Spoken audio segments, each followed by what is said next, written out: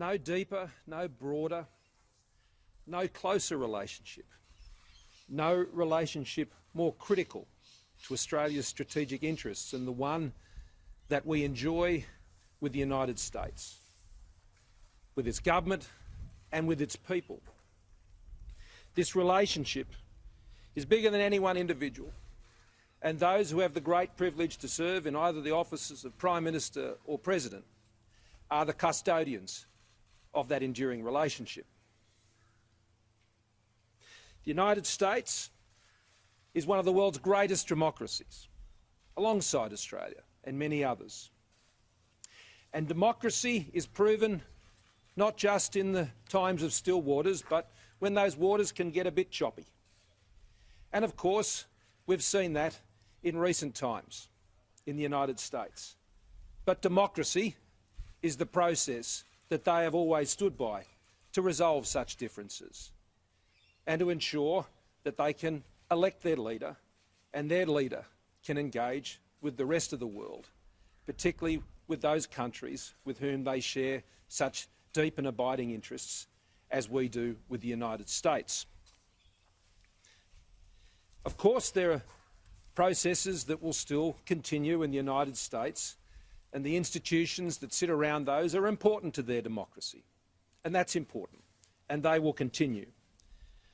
But I join with other nations' leaders around the world in congratulating President-elect Joe Biden and Dr. Jill Biden, together with Vice President-elect Kamala Harris and her partner Douglas Emhoff, for their election at this recent US election.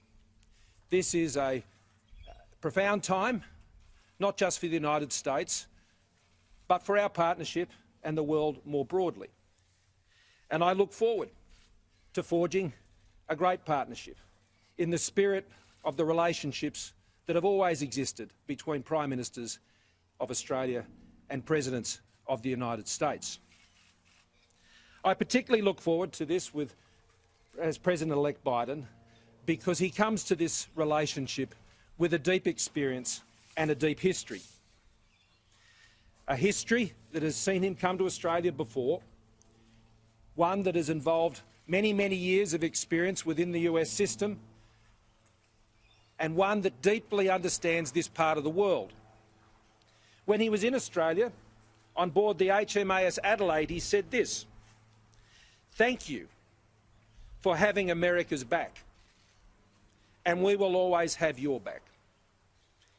During the same visit to Australia, he said America and Australia continue to look to one another for mutual support, and he described our alliance with the United States as the core of the US's vision for the Indo-Pacific. That was true then, and that is true now.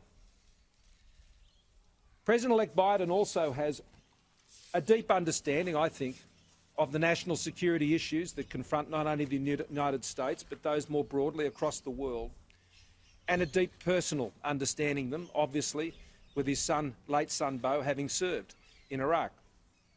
But you may not know that President-elect Biden had two uncles who served in New Guinea during the Second World War, one of whom who was killed in New Guinea and another who was seriously injured. So the relationship goes deep and it's personal, and I think that is something that will bring a lot to an understanding of the people-to-people relationship and the depth and history of the relationship between our two countries. I hope that he and Dr. Biden will join us here in Australia for the 70th anniversary of ANZUS. ANZUS has been the bedrock of our security foundations here in Australia since that alliance was first established. And I look forward to inviting the President-elect to join us next year in their formal capacities at that time, and for us to be able to celebrate 70 years of peace and stability and security that has been established by this incredible relationship. And so we look to begin a new chapter in this important relationship. We wish the American people all the very best. We are like-minded. We share values. We share an outlook, a peaceful outlook on the world and on life. A life where families can live together in peace and stability and pursue their own dreams and plan for their own futures with confidence. These are the values that we hold dear as two countries. But as one chapter opens, of course, another chapter closes. And I want to thank President Trump and Vice President Pence, Secretary Pompeo, Secretary Mnuchin and the Secretary Esper and the many other members of his cabinet, with whom we have had a very, very good working relationship over the years of the Trump administration, and of course that will continue through the transition period. President Trump equally showed a great commitment to this part of the world and the relationship between Australia and the United States. This was also true of Vice President Pence, who I remember meeting for the first time in Papua New Guinea and spending some important time with him there as we discussed the challenges, particularly in the Southwest Pacific, and how we could work together, and as we have been. Secretary Pompeo has also been a great voice for peace around the world, and I thank him for his special relationship with Australia. And Secretary Mnuchin, who I had the opportunity to work with both as Treasurer and as Prime Minister. This relationship is bigger than all of us. And in the time we serve in the roles that we have the privilege to serve in, we share a custodian for that relationship. And I have every confidence, because this confidence is based on more than 100 years of successful partnership, that this partnership will only go from strength to strength under the new shared stewardship that President-elect Biden and I will share going into the future.